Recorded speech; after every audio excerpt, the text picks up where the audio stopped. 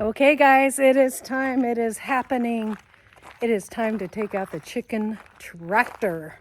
So, here we go. It's in the shop. We're going to pull it out.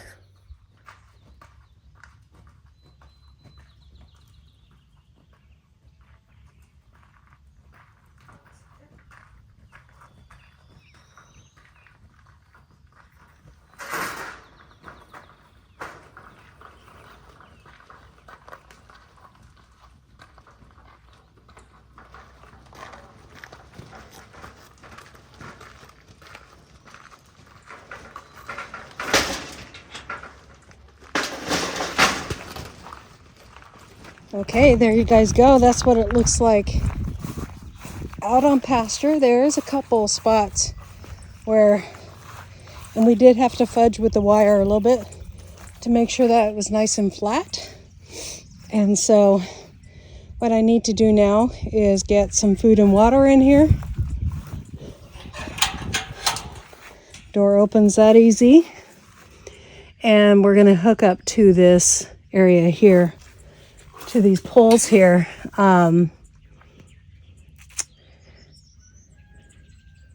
That's the nesting box cut out. And we have to add the watering system to this yet. But what I'm gonna do now is literally get out here and get the food system hooked up that I'm gonna use, which is just a hanging system, and then a waterer in here.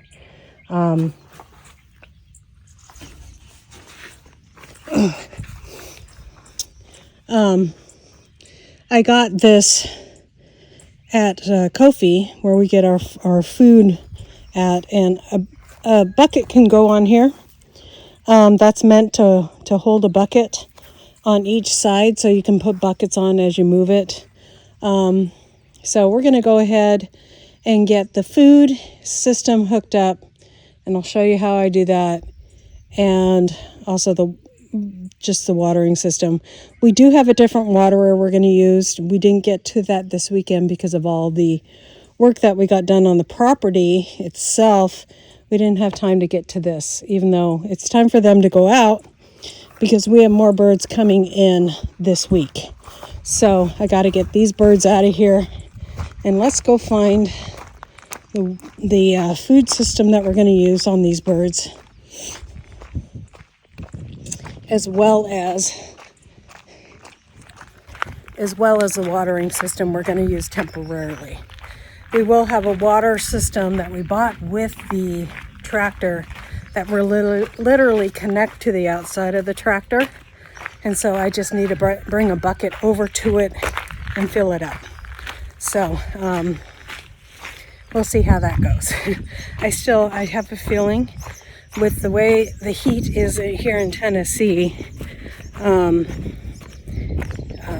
that we will have to put out some other kind of watering system for them, because it's a 3-gallon water system, and I usually go through with meat birds of about 20, about 5 gallons a day. So okay, guys, so this is the system I have, so it can move with the tractor. It's just a feeder, a trough feeder, and then I've slip knotted it to the top of the tractor, so when the birds get bigger, I can raise it up higher. Right now they're little bitties, and so they'll be able to get in there, but not as good as the other guys. In fact, I think I need to lower this bottom part.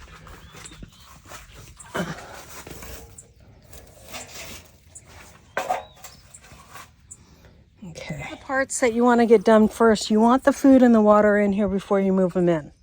Now I'm going to put a bucket in here in a shaded area with their food in it. I'm not going to ferment their food.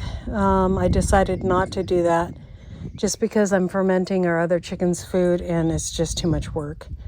So I'm just not going to do it. They're going to have the grass to eat. They're going to have little stones out here that they can grab. So I'm not worried about any of that. So we're going to go ahead and get the water in here now and just have it all ready to go. We'll put the water in the corner here. The food bucket can stay on the outside. The light can't really permeate it. We'll just stick a food bucket on the outside here. And so I'll probably go through a couple food buckets at the end of this cycle. We'll go through a bag of food a week, about 50-pound bag. But at the beginning of the cycle, we haven't even gone through a bag of food yet. It just kind of increases over time. I feed them twice a day. You can do 12 hours on, 12 hours off. That is kind of the recommended.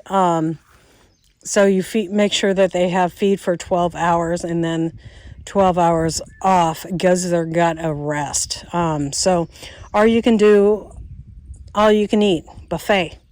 I kind of just feed them morning and evening. It works with my other schedules.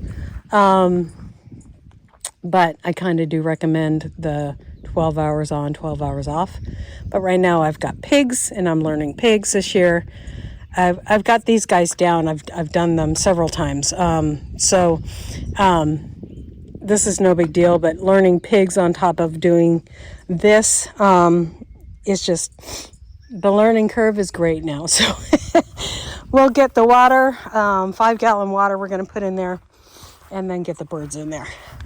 We got the food and the water in there, and we have a bucket full of food, and I might put along the way a bucket of water in here as well, so that when we move it further out in the pasture, that the birds will be a lot bigger then. We start them off close to the house always, and we make sure that the grass is no taller than this. There's a lot of clover and stuff here that they can eat, and different kinds of grasses. Once they go through this area and manure it really good, we'll move them. When you start off with this big of a tractor, I don't need to move them every day, because there's only 16 meat chickens and 2 turkeys. I won't have to move them every day, probably every other day at first. And then we'll put some more grass seed down in the area that they are have scratched and gone through and eaten down. And so that will take care of a lot of stuff going around. The food isn't touching the ground, so that's not a worry, but tomorrow the water will still be in the same spot, but we'll move the water over. There's usually bugs under any container that you'll put down in here, and so they can eat those bugs as well. So this is where they really start to get their nutrition. They'll get bugs, they'll get all kinds of great stuff. Before this, I do recommend that you're giving them grass in the brooder to help them process, and probably some stone, some really small stone to help them process. And they are being raised on Ko-fi, all organic food, and there's their waterer there.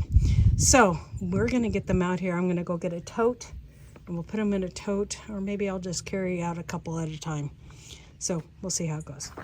Okay, there you guys go. They are out on pasture. They don't know what to do. And I'm standing here with the door open. They'll be okay. They just get shaken up for a little bit, and they'll be okay. Just a little bit dirty, a little bit shocked, and they'll be fine in just a few minutes. As soon as they find their food and their water, they'll be just fine.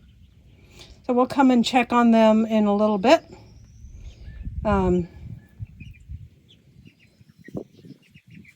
The ones that were just dropped off here right before these guys were last, and I brought them over in a tote just like that. they're already discovering the grass. So we'll give them just a minute, and they will be just fine.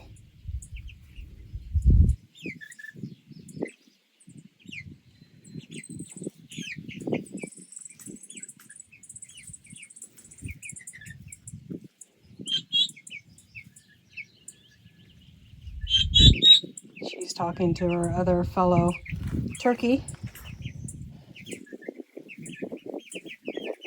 They're going to start moving around. See, just like that. Oh, and they found the food. Oh, look at, there's food here.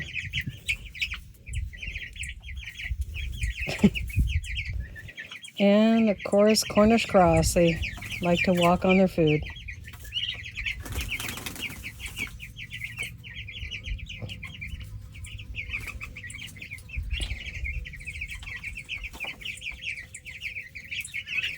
You can see how they have plenty of room, even when we do add the other Cornish cross in here. In 3 weeks, there will be another batch coming in here. These guys should be almost done. They'll have like 2 weeks left. And then the turkeys will live a lot longer. So until they're the rightful size. And then we'll process them, put them in our freezer. So the turkeys will be done probably in September, November. So, yeah. So we'll be moving the turkeys every day and probably add some of our chickens to the turkeys. And go enjoy it. So.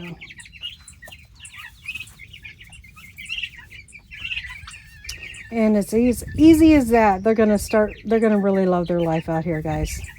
The turkey, and you're gonna save about 15% on their food doing this, raising them on pasture. So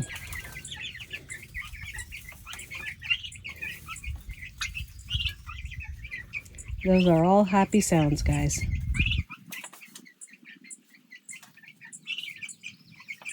There you go. All right, see you later, guys.